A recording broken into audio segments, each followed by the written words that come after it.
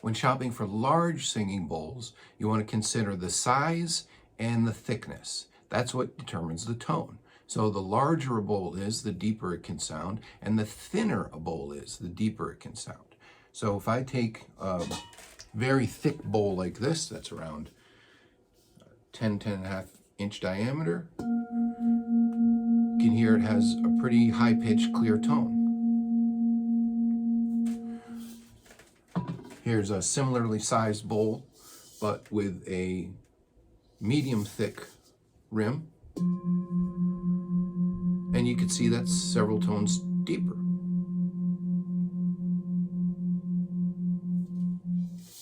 If I go with an even thinner bowl, this one's also slightly larger.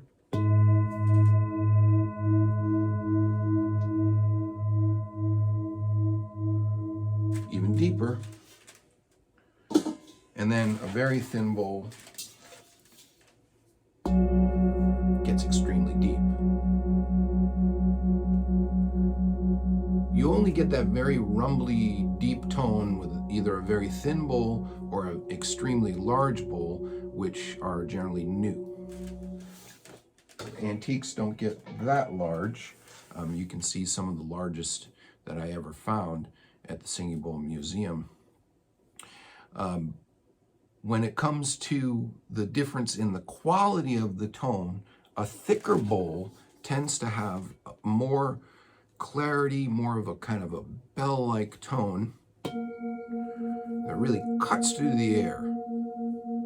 This is also an early singing bowl, so they all have kind of a mellow quality. They all have this kind of warmth that carries through as well, while retaining that nice bell-like tone. A thicker bowl often can also ring longer than a thinner bowl.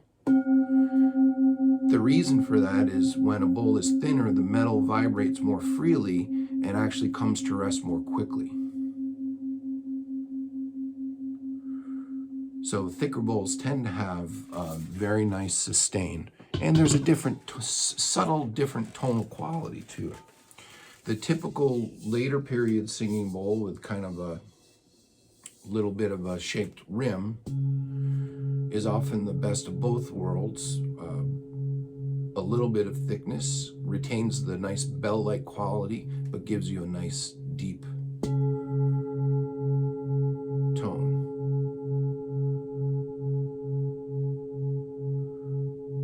So some of the best bowls were made around the 16th, 17th century, and they seem to have perfected the thickness of the rim and of the bowl itself, so that you have a fairly thin body that gives you a nice deep tone, but then a little extra weight at the rim, which adds tension and brightens the tone a little bit.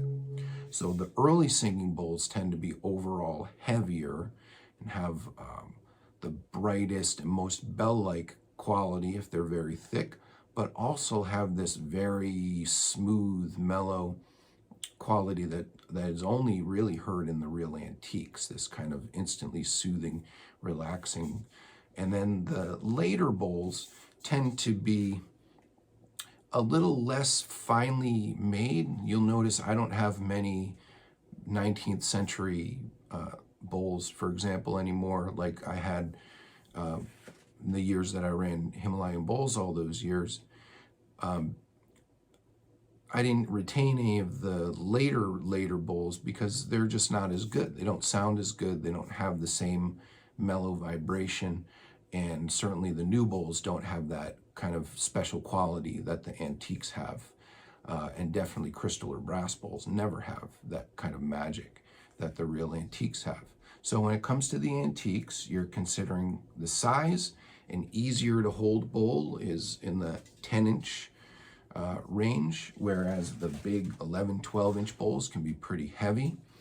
And also the thicker the bowls are, of course, the heavier they are. And the more weight you have at the rim, the higher the pitch tends to be. Often if you're making a set, the deepest bowls might be thinner and the higher pitched bowls of the same type of bowl would be thicker, and you can actually graduate your tones in different ways by changing the size, going from larger to smaller to go from lower to high. You can also go from thinner to thicker to go from lower to high. So that's what to consider when you're listening, and you can hear all of my bowls at singingbowlmuseum.com.